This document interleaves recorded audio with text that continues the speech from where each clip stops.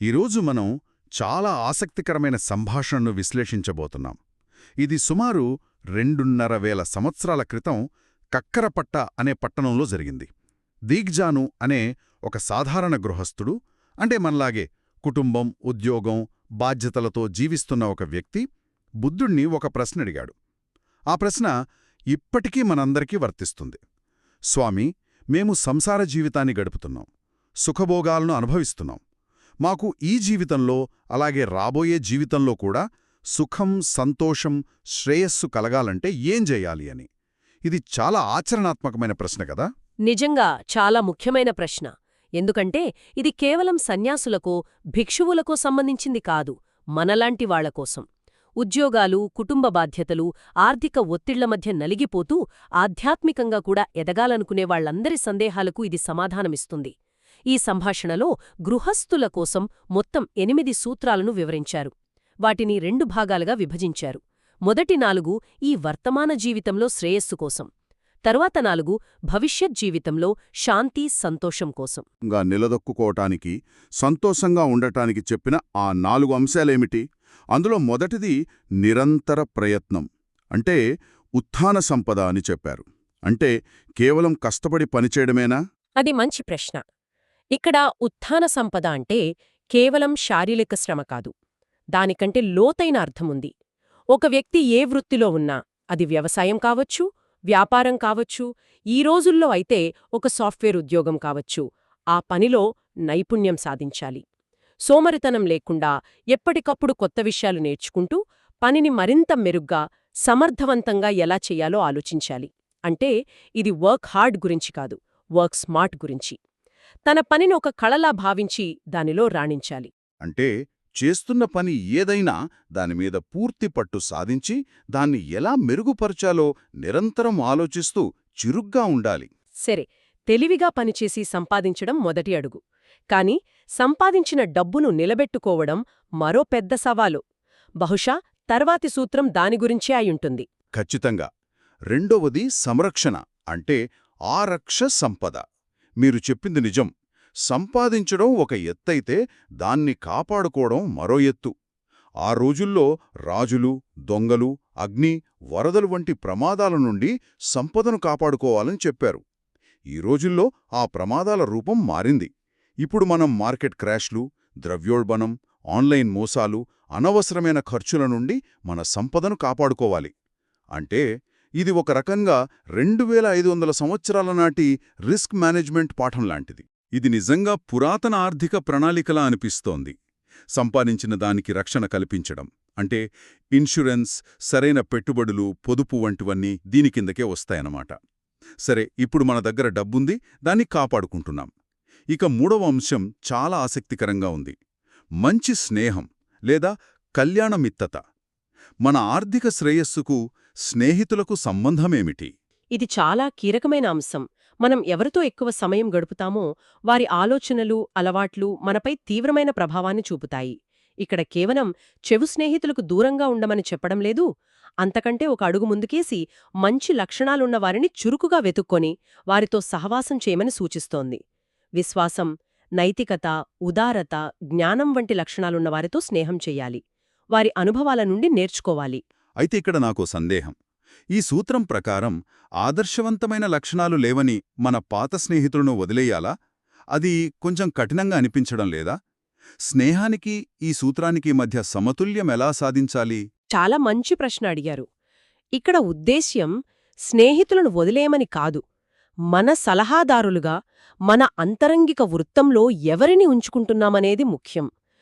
ఎవరి మాట మనపై ఎక్కువ ప్రభావం చూపుతుంది, ఎవరిని చూసి మనం ప్రేరణ పొందుతున్నాం అనేది కీలకం. మనల్ని సరైన మార్గంలో నడిపించే, మన ఎదుగుదలను ఆకాంక్షించే స్నేహితులను కలిగి ఉండటం ఒక ఆస్తి లాంటిది. చెడు అలవాట్లకు, ఆర్థిక నష్టాలకు దారితీసే స్నేహాల పట్ల జాగ్రత్తగా ఉండాలి. అర్థమైంది. అంటే మనల్ని మనం మెరుగుపరుచుకోవటానికి సహాయపడేవారి సాంగత్యాన్ని వెతుక్కోవాలి. సరే, ఇక ఈ లోకంలో శ్రేయస్సు కోసం చెప్పిన 4వ చివరి అంశం సమజీవికత, అంటే సమతుల్య జీవనం. ఇది వినగానే బడ్జెట్, ఖర్చులు తగ్గించుకోవటం గుర్తొస్తోంది. చాలామందికి నచ్చని విషయం ఇది. ఇది కేవలం పిసినారితనం గురించా? అస్సలు కాదు. నిజానికి ఇది పిసినారితనానికి దుబారాకు మధ్య ఉన్న మధ్యమార్గం. ఇక్కడ ఒక అద్భుతమైన పోలిక చెప్పారు. ఒక స్వర్ణకారుడు త్రాసు పట్టుకుని బంగారం తూకం వేసినట్లు ఒక గృహస్థుడు తన ఆదాయ వ్యయాలను స్పష్టంగా తెలుసుకోవాలి. తన ఆదాయమెంత, ఖర్చులెంత అనే అవగాహనుండాలి. ఖర్చు ఆదాయాన్ని మించకుండా చూసుకోవాలి. ఇది ఈనాటి ఫైనాన్షియల్ లిటరసీకి మూలసూత్రం. నేటి బై నౌ పే లేటర్ సంస్కృతికి, అప్పుల ఊబిలో కూరుకుపోవడానికి ఇది 2500 సంవత్సరాల నాటి విరుగుడు. ఉన్నంతలో సంతృప్తిగా జీవించడం అనే అద్భుతమైన ఆలోచన ఇది. ఈ 4 సూత్రాలు ఒకదానితో ఒకటి ఎంత బాగా ముడిపడున్నాయో కదా. తెలివిగా పనిచేసి సంపాదించడం, సంపాదించిన దాన్ని కాపాడుకోవడం, మంచి స్నేహితుల సలహాతో ఎదగడం, చివరగా ఆదాయానికి తగినట్లుగా జీవించడం. ఈ 4ంటిని కలిపి అర్థం చేసుకోవడానికి ఒక అద్భుతమైన రూపకం కూడా వాడారు. అదే నీటి ట్యాంకు రూపకం. ఇది వింటే ఈ 4 సూత్రాల ప్రాముఖ్యత ఇంకా బాగా అర్థమవుతుంది. అంటే ఇన్లెట్స్, మరో 4 వైపుల నుండి నీరు బయటకు పోయే మార్గాలు, అవుట్లెట్స్ ఉన్నాయి. సంపద అనే ట్యాంకు నిండాలంటే నీరు లోపలికి రావాలి, బయటకు పోకుండా ఉండాలి. సంపద వృధా అవడానికి 4 ప్రధాన కారణాలు చెప్పారు. స్త్రీ వ్యామోహం, మద్యపానం, జూదం మరియు చెడు స్నేహం. ఇవి ఆ ట్యాంకుకున్న 4 అవుట్లెట్స్ లాంటివి అన్నమాట. అంటే మనం సంపాదించినదంతా ఈ 4 మార్గాల ద్వారా బయటకు కారిపోతూ ఉంటుందన్నమాట. ఒకవేళ ఎవరైనా సంపాదన మీద శ్రద్ధ పెట్టకుండా, అంటే నీరు లోపలికొచ్చే మార్గాలను మూసివేసి ఈ దురలవాట్లలో మునిగితే, అంటే బయటకు పోయే మార్గాలను తెరిచి ఉంచితే, ఆ ట్యాంకులో నీరు వేగంగా తగ్గిపోతుంది. ఇది చాలా స్పష్టంగా ఉంది. సరిగ్గా చెప్పారు. ఇక్కడ గమనించాల్సిన మరో విషయముంది. ఈ 4 లీకులు కేవలం మన డబ్బును మాత్రమే కాదు, మన సమయాన్ని, శక్తిని, ఏకాగ్రతను కూడా హరిస్తాయి. అవి మనల్ని సరిగ్గా పనిచేయకుండా, అంటే ట్యాంకు నింపకుండా కూడా అడ్డుపడతాయి. ఇక సంపద పెరగాలంటే ఏం చేయాలో కూడా ఈ రూపకం స్పష్టంగా చెబుతోంది. ఈ 4 చెడు అలవాట్లకు దూరంగా ఉండటమే. అప్పుడు ఆ ట్యాంకుకున్న లీకులు మూసుకుపోయి లోపలికొచ్చే మార్గాలు తెరుచుకునుంటాయి. దాంతో సహజంగానే నీరు, అంటే సంపద పెరుగుతుంది. ఈ రూపకం వ్యక్తిగత ప్రవర్తనకు, ఆర్థిక శ్రేయస్సుకు మధ్య ఉన్న ప్రత్యక్ష సంబంధాన్ని ఎంత అద్భుతంగా వివరిస్తోందో. ఇందులో ఒక చమత్కారం కూడా ఉంది. దాదాపు 2500 సంవత్సరాలుగా మనుషులు తమ డబ్బును పోగొట్టుకునే మార్గాలు పెద్దగా మారలేదు. అప్పుడు జూదమాడేవారు, ఇప్పుడు ఆన్లైన్లో బెట్టింగ్ చేస్తున్నారు.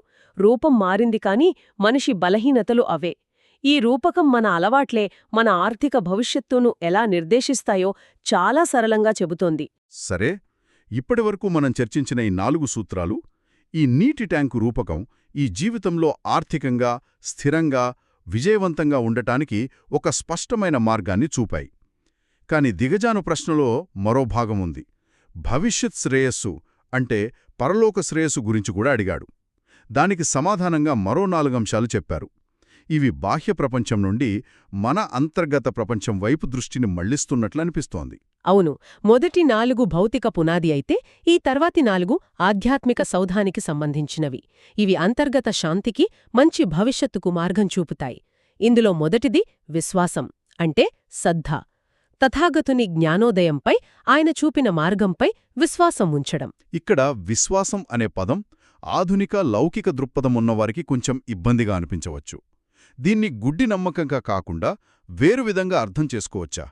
ఉదాహరణకు, ఒక నిరూపితమైన మార్గంపై లేదా ఒక గురువుపై నమ్మకం ఉంచడం లాంటిదా? మీరు దాన్ని సయైన కోణంలో చూస్తున్నారు. ఇది గుడ్డి నమ్మకం కాదు, ఇది ఒక రకమైన ఆత్మవిశ్వాసం.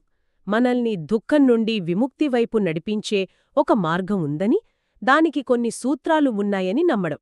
ఉదాహరణకు, మనం అనారోగ్యంతో ఉన్నప్పుడు వైద్యశాస్త్రంపై, డాక్టర్ నైపుణ్యంపై నమ్మకం ఉంచి మందులు వాడతాం కదా, ఇది కూడా అలాంటిదే. జ్ఞానానికి ఒక మార్గముందని విశ్వసించడం. ఆ విశ్వాసం మన ప్రవర్తనను ఎలా ప్రభావితం చేస్తుంది? అదే బహుశా 2వ సూత్రం అయ్యుంటుంది. అదే నైతిక ప్రవర్తన, అంటే శీల. దీని కింద 5 నియమాలు చెప్పారు. జీవహింస చేయకపోవడం, దొంగతనం చేయకపోవడం, లైంగిక దుష్ప్రవర్తనకు పాల్పడకపోవడం, అబద్ధాలు చెప్పకపోవడం, మత్తుపానీయాలకు దూరంగా ఉండటం. ఇవి ఏ సమాజానికైనా పునాదిలాంటివి. నిజమే, ఇవి సామాజిక సామరస్యానికి అవసరం. కాని ఇక్కడ వాటిని చెప్పడంలో ముఖ్య ఉద్దేశ్యం వ్యక్తి యొక్క అంతర్గత శాంతి. ఎప్పుడైతే మనం ఈ నియమాలను పాటిస్తామో, మన మనస్సాక్షి నిర్మలంగా ఉంటుంది. అపరాధ భావన, భయం, ఆందోళన మనల్ని వెంటాడవు. ఈ నిర్మలమైన మనస్సాక్షే లోతైన ధ్యానానికి, మానసిక ప్రశాంతతకు పునాది. ఇది భవిష్యత్ సంతోషానికి వేసే బలమైన పునాది. ఇక మూడవది ఉదారత లేదా ఛాగా. కేవలం దానం చేయడమని కాకుండా పిసినారితనమనే మరక లేకుండా స్వేచ్ఛగా ఇవ్వడం అని వర్ణించారు. ఇవ్వడంలో, పంచుకోవడంలో ఆనందం పొందడం అనేది చాలా ముఖ్యమైన తేడాగా అనిపిస్తుంది. ఇవ్వడం వెనుక ఉన్న ఈ భావనకు ఎందుకంత ప్రాధాన్యత? ఇది చాలా ముఖ్యమైన విషయం. ఇక్కడ దానం అనేది ఒక విధి లేదా బాధ్యత కాదు, అదొక ఆనందకరమైన అనుభవం. ఇది మనస్సును నాది నాది అనే సంకుచితమైన పట్టు నుండి విడిపిస్తుంది. లోభం, పట్టుదల అనేది మనస్సును బంధిస్తాయి. ఉదారత ఆ బంధాలను తెంచుతుంది. ఆధునిక ప్రపంచం మనకు ఏం చెప్తుంది? ఎంత ఎక్కువగా పోగు చేసుకుంటే అంత సంతోషం అంటుంది. కాని ఈ సూత్రం దానికి పూర్తి వ్యతిరేకం. ఇవ్వడంలో, వదులుకోవడంలో నిజమైన స్వేచ్ఛ, ఆనందం ఉన్నాయని చెప్తోంది. ఇది మనస్సును విశాలం చేసే ఒక అద్భుతమైన సాధన. ఇక చివరిది, నాలుగవది, జ్ఞానం అంటే పంజా. దీన్ని దృగ్విషయాల పుట్టుక, ముగింపును గ్రహించగల జ్ఞానం అని వర్ణించారు. ఇది కొంచెం తాత్వికంగా, లోతైన విషయంగా అనిపిస్తోంది. దీని సాధారణ గృహస్థుడు తన రోజువారీ జీవితంలో ఎలా అర్థం చేసుకోవాలి, ఎలా ఆచరించాలి? దీన్ని ఒక ఉదాహరణతో అర్థం చేసుకుందాం. మనం ఎంతో ఇష్టపడి ఒక కొత్త కారు కొంటాం. అది మనకు ఎంతో ఆనందాన్నిస్తుంది. కాని పన్య అంటే ఆ కారు కొత్తగా ఉండదని, ఎప్పటికైనా పాతదవుతుందని, పాడవుతుందని, చివరికి తుక్కు కింద పోతుందని ముందుగానే గ్రహించటం. అంటే ప్రతీదీ పుడుతుంది, కొంత కాదముంటుంది, ఆ తర్వాత నశిస్తుంది అనే ప్రాథమిక సత్యాన్ని లోతుగా అర్థం చేసుకోవడం. అంటే విజయం, అపజయం, యవ్వనం, ఆరోగ్యం, ఆస్తులు, చివరికి మన జీవితం కూడా శాశ్వతం కాదనే అవగాహనతో జీవించడమన్నమాట. ఈ అవగాహన వస్తే మనం తాత్కాలికమైన వాటిని గట్టిగా పట్టుకుని వేలాడం, వాటి వల్ల కలిగే దుఃఖం నుండి బయటపడతాం. ఇది ఆచరణాత్మక జీవితాన్ని ఒక ఉన్నతమైన తాత్మిక లక్ష్యంతో కలుపుతుంది. సరిగ్గా అదే. ఈ 8 సూత్రాలను కలిపి చూస్తే ఒక సాధారణ గృహస్థుడికి ఇదొక సంపూర్ణ మార్గదర్శిలా కనిపిస్తుంది. మొదటి 4 సూత్రాలు మనల్ని ఆర్థికంగా నిలబెడితే, తర్వాతి 4 మనల్ని మానసికంగా, ఆధ్యాత్మికంగా ఉన్నత స్థితికి తీసుకెళ్తాయి. ఈ బోధన యొక్క గొప్పతనం దాని సమగ్రతలో ఉంది. చూస్తే కుటుంబ జీవితాన్ని, సిరి సంపదలను తిరస్కరించమని చెప్పకుండా వాటిని నిర్వహిస్తూనే ఆధ్యాత్మిక మార్గంలో ఎలా పయనించాలో చూపడం దీని ప్రత్యేకత. భౌతిక శ్రేయస్సు, ఆధ్యాత్మిక ఉన్నతి అనేవి పరస్పర విరుద్ధమైనవి కావు. అవి ఒకదానికొకటి సహాయపడతాయని స్పష్టం చేస్తోంది. అవును, అవి ఒకే నాణ్యానికి 2 వైపుల వంటివి. ఆర్థికంగా స్థిరంగా, మానసికంగా ప్రశాంతంగా ఉన్న వ్యక్తి ఇతరులకు సహాయం చేయడానికి, ఆధ్యాత్మికంగా ఎదగడానికి ఎక్కువ అవకాశముంటుంది. అలాగే నైతికంగా జ్ఞానంతో జీవించే వ్యక్తి తన సంపదను కూడా సరైన మార్గంలో ఉపయోగిస్తాడు, సమాజానికి మేలు చేస్తాడు. అవి రెండూ కలిసి సంపూర్ణమైన, అర్థవంతమైన జీవితానికి దారితీస్తాయి. ఈ మొత్తం చర్చ మనకు ఒక ఆలోచనను మిగిల్చింది. సంపదను హరించే పురాతన ఔట్లెట్స్ గురించి విన్నాం. స్త్రీ వ్యామోహం, మద్యపానం, జూదం, చెడు స్నేహం. మరి నేటి ఆధునిక డిజిటల్ ప్రపంచంలో మన డబ్బును మాత్రమే కాకుండా మనకంటే విలువైన సమయాన్ని, ఏకాగ్రతను కూడా హరించే ఈ కాలపు కొత్త ఔట్లెట్స్ ఏమై ఉండవచ్చు? అంతులేని సోషల్ మీడియా స్క్రోలింగా, 24/7 న్యూస్ సైకిల్ సృష్టించే ఆందోళన, లేక నిరంతరం కొత్త వస్తువుల కోసం వెంపర్లాడటమా? ఇది ప్రతి ఒక్కరూ ఆలోచించాల్సిన విషయం.